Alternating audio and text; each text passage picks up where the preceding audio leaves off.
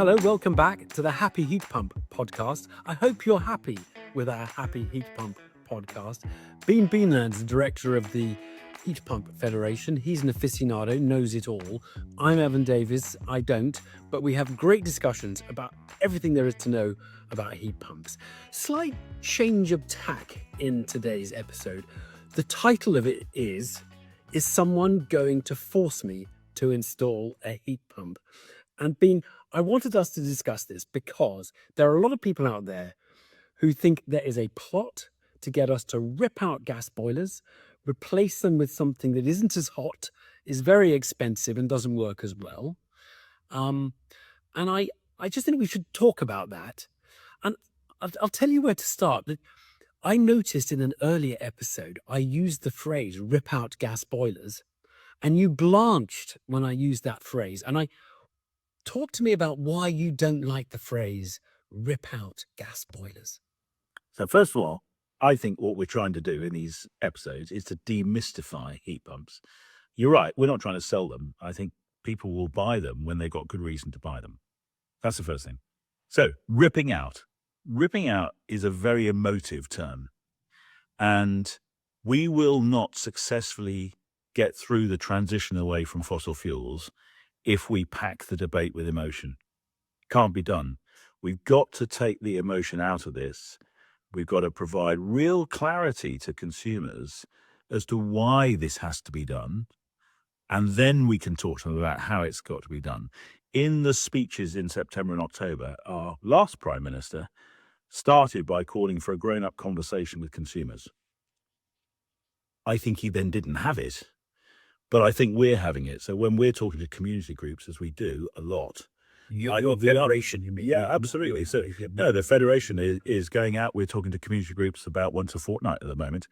And we are having that grown-up conversation because we don't talk just about heat pumps. We talk about all sorts of things related to the energy transition. And the hunger and demand for really good quality conversation about this out and about is enormous. I promise I will never use the word rip out gas boilers again, because really it's at a timely moment replacing a gas boiler with the next technology, which will likely be a heat pump on current trajectories and current government policy. Yeah. Talk me through what is the government's, and I don't think it's officially changed from one government, earlier this year to another government this year as we speak in 2024. Talk me through where and what the goal is for the nation when it comes to replacing gas boilers. Fundamentally, we are trying to transition away from combustion, from burning things, but particularly burning fossil fuels because of the impact that it has on the planet. So that's the broad basis. We're trying to get away from combustion. And for most instances with domestic heat, and this podcast is about domestic heat and hot water, we're only trying to achieve 21, 22, 23 degrees in our space and something in the region of 60 degrees in our hot water cylinder. So we don't need to burn things at 800 degrees, 1,000 degrees, whatever, to deliver that when we've got a more appropriate technology. And the underpinning of all of this is the fact that we are decarbonizing our electricity grid very fast. No point in doing this, by the way, if we were burning coal to make the electricity, to get the heating. So that would just be stupid. So everything is predicated on we are electrifying heating, and heat pumps are a good way of doing that.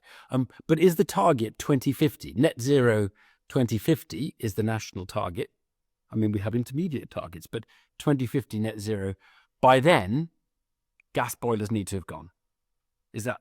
Absolutely, yes. If we are intent on meeting net zero, and it is enshrined in legislation, the intermediate steps are largely based around the carbon budgets that are set by the Committee on Climate Change, and those are the stepping stones to get us to the net zero 2050. So we've got 26 years to do this transition, and bearing in mind that over a 20-year period, almost every household will have had at least one boiler replacement, there is no need to start ripping out because we will be able to match people's boiler replacement cycles.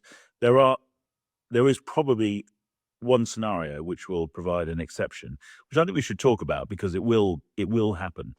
When we get to a point where we start decommissioning parts of the gas grid, the domestic gas grid, if there are outliers where people are still on the gas grid and still have boilers with active life left in them, we may get to a point where we are then prematurely replacing those boilers. But that's probably Sorry, your gas grid is shutting on Thursday. You'll have to have something different to gas for your heat. you used to be confident you'll get more notice than it's happening next Thursday. I think this will be a very measured approach, and it will have to be because we've got to backfill that gas grid reduction with the electricity grid coming in behind. So the electricity networks and the gas networks at distribution level are going to have to work very closely together, and government is going to have to find a way of ensuring that that conversation between the networks is absolutely bulletproof, because we cannot get to a scenario where someone's left high and dry. So that's the only time. That would be a scenario where someone is told you have a functioning gas boiler and it's not going to function soon, so you'll have to replace. But that'll be in 2 years' time. We will be starting to dismantle the gas grid. You mean? So you'll be 2 years notice. You'll have 2 years notice, 2026. and almost certainly there'll be further assistance at that point to make this happen. Thought that might be where you are. Now, the target for how many heat pumps should be installed in British homes, there is a target, much closer than 2050, obviously. It's 600,000 a year. When are we meant to get to 600,000 a year? 2028. And we're at about 70, 80,000 a year at the moment. You're lying. It's not that much, is it? Well, currently we're doing about 3,000 a month under the boiler upgrade scheme and about the same under eco. So we're doing about 6,000 a month. Okay. Is the current run rate. Well, that's gone up then, because it wasn't that much. I don't think it. Oh yeah, absolutely. The government's level of government support at the moment has started to drive demand, no doubt about it. Okay, so we're going to get to that target. Their hope is that's not forcing anybody to do anything. That, well, how do you get 600,000 people a year to be buying heat pumps voluntarily, if that's the target, rather than telling them they have to? So that number was derived in two ways. First of all, it was sort of back engineered from where do we need to get to meet the Commission on Climate Change's carbon budget in 2030, but also what component parts of government policy are going to deliver that outcome. So we have the boiler upgrade scheme, which we've talked about in a previous episode. That's a carrot, not a stick. Yeah, absolutely. We've got schemes for social housing, a number of those, which are also building numbers. We have something called the Future Home Standard coming, which is due to come into force in 2025. Timeframes are beginning to get very tight. This is the uplift to building regulations for new build homes that will effectively, they won't ban anything in my view. Don't actually banning a boiler when it gets boiler. What it will mean is that for a developer, they'll have to do so much else to the house in order to be able to install gas, that first it probably means that they won't need the gas anyway because the house will be so well insulated. It'll be a passive house. But they'll just make it very unattractive. And so that will drive, obviously, heat pump deployment. And, of course, we're seeing the numbers of house building targets under the new government, which are rising. So the 600,000 was built up of several components. Existing programs, which are supporting deployment. Social housing, we've talked about.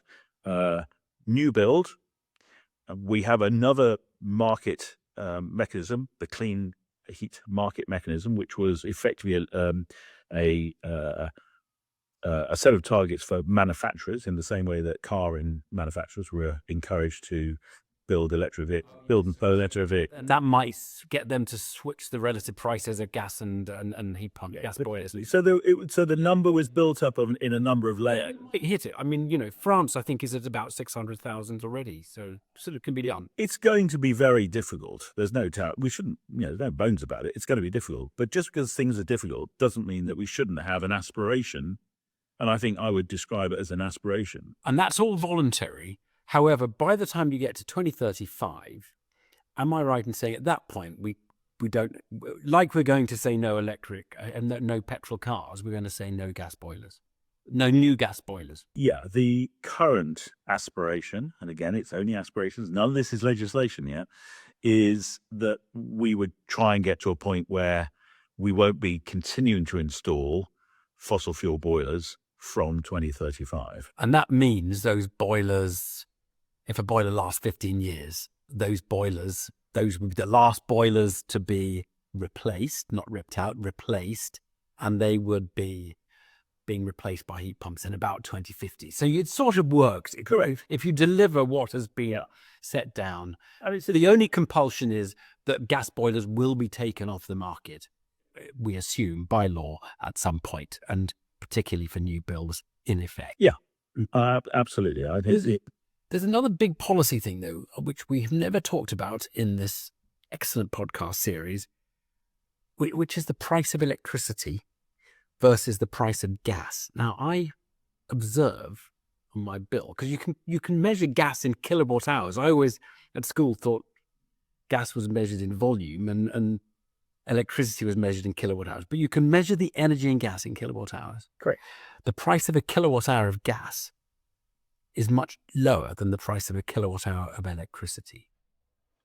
Yeah, so what we're now moving into is the territory which I'm really interested in, is we need to give people better reason to want to take the transition. You know, it used to be this is all about saving the planet. And actually that, the whole sort of green thing has started to become a bit, we're being a bit blasé now about that. So we've got to give people other reasons. And if you run the comparison with electric vehicles, it's very clear that those are now being marketed on the basis that they're just better cars. It's a better driving experience. You can have more fun in an electric vehicle. And so we've got to come up with something comparable. And one of the problems that we have is that the price of electricity is currently in the UK, I think the spark gap. So the spark gap in our world is the difference between the price of gas and the price of electricity. The ratio at the moment is around 4.1. So electricity is 4.1 times the price of gas. That means that your heat pump has to be running at something in the region of 3.5 to 1 in order to be comparable to operating price of gas. Now, that can be done, but we need it to be done out of the box with no other bangs and whistles on every single occasion. So we have a phrase which was repeated earlier on today: the lowest carbon heat needs to be the lowest cost heat. And so government policy needs to shift. And at the moment, we apply the vast bulk of social and environmental levies, so the various policy costs attached to decarbonising, and particularly to decarbonising the electricity grid. We apply those costs to electricity.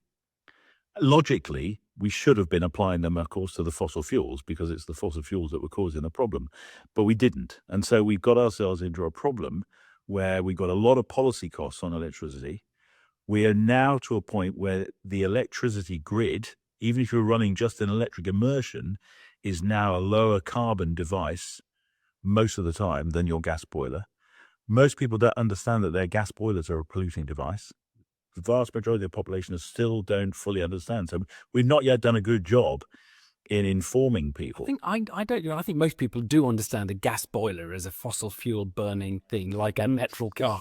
No, I think people don't understand that. Oh, I'd love to see that data, but honestly, your listeners, I'm sure, will understand it. But the main thing is that we essentially we put eco taxes on electricity that are not on gas. Right. Yeah. And consequently, at some point, when electricity hopefully is clean, particularly, we want to make sure we're not burdening people who've made the switch to heat pumps with taxes that they wouldn't have to pay if they were burning fossil fuel. And this is a key component of government policy at the moment. So we have what we call, demand side policy, which is about the clean heat market mechanism, and we have supply side policy. So demand side, we've got to reduce the price of electricity so that when people are looking at their transition, next time their boiler needs to be replaced, they can look at the numbers and say, actually, if I now make that transition, my operational costs are going to be lower. And so I've now got various schemes available to me to allow me to spread the upfront cost. Now is the time to make the move. All right, Bing, thank you for all of that. I think that's enough for today. How much heat pump chat can you take in a short period of time. Now, look, it gets boring if I keep saying subscribe, like, comment, email us at happyheatpumppod@gmail.com. It does get boring, but we do want to interface. Interface, is that the right word? We want to interface with our listeners, so do keep in touch.